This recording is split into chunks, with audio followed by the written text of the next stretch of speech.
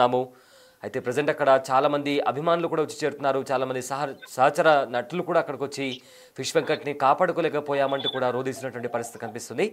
Right, ఇదే అంశానికి సంబంధించిన పూర్తి డీటెయిల్స్ అందించడానికి మా ప్రతినిధి దేవిక లైవ్లో జాయిన్ అవుతున్నారు. దేవిక ప్రెజెంట్ ఫిష్ వెంకట్ ఇంటి దగ్గరే ఉన్నారు.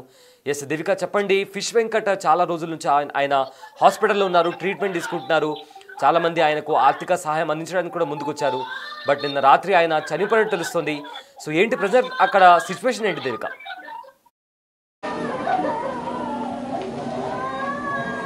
ఎస్ ఫిష్ వెంకట్ గారు కొద్ది రోజుల నుంచి కూడా కిడ్నీ సంబంధిత వ్యాధితో బాధపడుతూ నిన్న ఒక ప్రైవేట్ హాస్పిటల్లో అయితే ఆయన రాత్రి 10 గంటల సమయంలో చనిపోవడం జరిగింది. తుది శ్వాస విడిచారని చెప్పొచ్చు. కొద్ది రోజుల క్రితం కోట శ్రీనివాస్ గారు మరణ వార్త మరొక ముందే మరొక ఆర్టిస్ట్ చనిపోవడం అనేది ఎంత బాధాకరం. ఒకవైపు నుంచి కూడా ఇండస్ట్రీ, మరోవైపు నుంచి కూడా అభిమానులు జీర్ణించుకోలేని పరిస్థితి కనిపిస్తుందని చెప్పొచ్చు. ప్రస్తుతం మనం ఫిష్ వెంకట్ గారి తండ్రి గారి నివాసం దగ్గర అయితే ఉన్నాం. సికింద్రాబాద్లో చూడొచ్చు. ప్రతి ఒక్కరు కూడా ఆయన అభిమానులు కావచ్చు, కుటుంబ సభ్యులు, బంధువులు అందరూ కూడా ఇక్కడికి వచ్చి ఆయనని నిన్న తుది శ్వాస విడవడంతో రాత్రి 10 గంటల సమయంలో ఈ ఘటన చోటు చేసుకోవడంతో బంధువులందరూ కూడా అటువైపు ఇండస్ట్రీకి, కుటుంబ సభ్యులకు అందరికీ కూడా ఫోన్ చేయడం జరిగింది. ప్రస్తుతానికైతే అందరూ కూడా ఆయన చివరిసారిగా చూడడానికైతే ఇంటి దగ్గరికి వస్తున్న పరిస్థితి కనిపిస్తుందని చెప్పొచ్చు.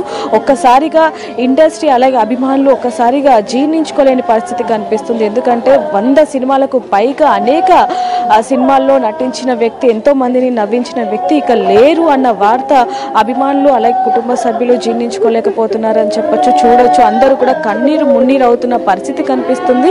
ఇంటి దగ్గర విషాయ ఛాయలు అయితే అల్లుకున్న పరిస్థితి అయితే కనిపిస్తుందని చెప్పొచ్చు. ప్రతి ఒక్కరు కూడా ఎంతగానో నవ్విస్తూ ఉండేవాళ్ళు. అలాంటిది కొద్ది రోజులుగా 2 కిడ్నీలు కూడా ఫెయిల్ అవ్వడంతో హాస్పిటల్లో చికిత్స పొందుతూ నిన్న రాత్రి అయితే తుది శ్వాస విడిచారని చెప్పొచ్చు. అంటే కిడ్నీ మార్పిడి కోసం అనేక హాస్పిటల్లో కూడా ప్రయత్నించడం జరిగింది. అలాగే డాక్టర్లు కూడా 50 లక్షలకు పైగా ఖర్చు అవుతుందంటూ కూడా చెప్పడంతో కొంచెం ఆర్థికంగా ఇబ్బందుల్లో ఉన్న కుటుంబం ఒకవైపుగా సాయం కోసం ఎదురు చూసిన పరిస్థితి తెలిసినప్పటికీ కూడా ఒకవైపు కిడ్నీ మార్పిడి దొరకకపోవడం, అదేవిధంగా డబ్బుల పరంగా కూడా అంటే సరైన ట్రీట్మెంట్ అందినప్పటికీ కూడా కిడ్నీ దొరకక ఈరోజు ఈయన ఇలాంటి పరిస్థితిలో ఉన్నట్టుగా అయితే తెలుస్తుందని చెప్పొచ్చు. ఏదైనప్పటికీ ఇంటి దగ్గర మాత్రం కూడా విషయ ఛాయలు అయితే అల్లుకున్న పరిస్థితి కనిపిస్తుంది. ఇప్పుడు మనతో పాటు ఫిష్ వెంకట్ గారి కూతురు మనతో పాటు ఉన్నారు. ఒకసారి వారితో కూడా మాట్లాడదాం. నమస్తే అండి. ప్లీజ్, అంటే మిమ్మల్ని బాధ పెట్టాలని కాదు, అంటే కొద్ది రోజులుగా ఆయన అసలు ఎవరితో కూడా మాట్లాడిన పరిస్థితి, అసలు కళ్ళు కూడా తెరవట్లేదు అంటూ కూడా మీరు లాస్ట్ టైం బిగ్ టీవీతో మాట్లాడటం జరిగింది. అసలు రాత్రి ఏం జరిగిందంటే ఏమని చెప్పారు? ఏం చెప్పలేదండి. లివర్ పాడైందంట, లివర్ ఇన్ఫెక్షన్ వచ్చింది.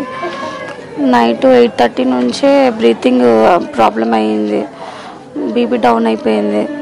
9:25కి చనిపోయింది. అంటే చివరిసారిగా అసలు ఎప్పుడు స్పందించారు? అంటే హాస్పిటల్ మార్చడం జరిగింది, అంటే ఆయనకి ఆరోగ్యపరంగా అలాగే కొంచెం ట్రీట్మెంట్ కోసం వేరే హాస్పిటల్ మార్చడం జరిగింది. అప్పటి నుంచి మాట్లాడారా లేకపోతే? లేదు, హాస్పిటల్ షిఫ్ట్ చేసిన తర్వాత నుంచే మాట బంద్ అయింది. చికిత్స కోసమే హాస్పిటల్ అనేది చేయండి. డాక్టర్స్ ఏమైనా ట్రీట్మెంట్ ఇవ్వటం కానివ్వండి చేశారు, లేకపోతే వెంటిలేషన్ మీదనే ఉన్నారు? అప్పటి నుంచి వెళ్ళిన డే నుంచి వెంటిలేటర్ మీదనే ఉన్నాడు, నిన్నటి వరకు కూడా. నిన్న ఈవినింగ్ కూడా బాగానే ఉన్నాడు, సడన్గా అయిపోయింది అట్లా. అంటే ఏమైనా స్పందిస్తున్నారా అంటే ట్రీట్మెంట్కి కానివ్వండి, లేకపోతే ఎవరైనా ఆయన్ని చూడడానికి వస్తే? లేదు, అసలు బాడీ సహకరించట్లేదు అస్సలు. డాక్టర్స్ ఏం చెప్పేశారండి, మాకు 99% హోప్ ఇవ్వలేమని అన్నారు. అంటే కిడ్నీ మారుస్తే కొంచెం బ్రతికే ఛాన్సెస్ ఉన్నాయంటూ కూడా మనం గతం నుంచి కూడా వార్తలు వింటూ ఉన్నామని చెప్పచ్చు. అంటే కిడ్నీ మెయిన్ వచ్చింది కిడ్నీ గురించే, కాకపోతే లివర్ కూడా ఖరాబ్ అయిందని చెప్పి రీసెంట్గా తెలిసింది 1 వీక్ తర్వాత. బ్లడ్ ఇన్ఫెక్షన్ వచ్చింది, జాండీస్ తలకెక్కినాయి, బ్రెయిన్కి వచ్చినాయి. దానివల్ల ఇంత సిక్ అయిపోయింది బాగా. మామూలుగా ఇండస్ట్రీలో అయినా ఎంతో మందికి పరిచయస్తులు అని చెప్పొచ్చు, పెద్ద పెద్ద హీరోలతోనే నటించిన వ్యక్తి, 100 సినిమాలకు పైగా. అలాంటిది ఇండస్ట్రీ నుంచి కేవలం విశ్వక్సేన్ గారు మాత్రమే స్పందించడం జరిగింది, ఎవరు కూడా స్పందించలేదు. అంటే సేన ప్లస్ జట్టి మూవీ హీరో కృష్ణ మాన్యన్, 100 డ్రీమ్స్ ఫౌండేషన్ వాళ్ళు మాత్రమే, ఆ ఇద్దరు మాత్రమే హీరోస్ 2 lakhs ఇచ్చారు అంతే. ఇంకెవ్వరు ఇలాంటిది ఏం చేయలేదండి. ఇప్పుడు చనిపోవడం జరిగింది ఆయన, ఇంకా మనతో లేరు అన్న వార్త అసలు జీర్ణించుకోలేమని చెప్పొచ్చు. మరి ఇండస్ట్రీ నుంచి ఎవరైనా ఫోన్ చేయడం కానివ్వండి, లేకపోతే రావటం, ఇంకేం కాల్స్ రాలేవు, ఇంకా ఏం రాలేదు. సో చూడొచ్చు, ఇండస్ట్రీలో ఒక మంచి గుర్తింపు పొందిన ఫిష్ వెంకట్ గారు ఇక లేరు అన్న వార్త ఇండస్ట్రీకి తెలిసినప్పటికీ కూడా ఇప్పటి వరకు కూడా ఎవరు స్పందించలేదు అంటూ కూడా వారి కుమార్తె చెప్తున్న పరిస్థితి అని చెప్పొచ్చు. ఒక్కసారిగా అంటే అంత్యక్రియలు కూడా వారి తండ్రి గారి ఇంటి దగ్గర చేయడానికి గల కారణం కూడా ఆయన తల్లి అంటే ఆయనకి ఎంతో ఇష్టం అని చెప్పి కూడా ఆయన ఇంటి దగ్గర కాకుండా వాళ్ళ తండ్రి గారి ఇంటి దగ్గర అయితే అంత్యక్రియలు చేస్తున్న పరిస్థితి అని చెప్పొచ్చు. ఇప్పుడు మనతో పాటు ఫిష్ వెంకట్ గారి తల్లి మనతో పాటు ఉన్నారు. ఒక్కసారి ఆవిడతో మాట్లాడే ప్రయత్నం చేద్దాం. అమ్మ నమస్తే.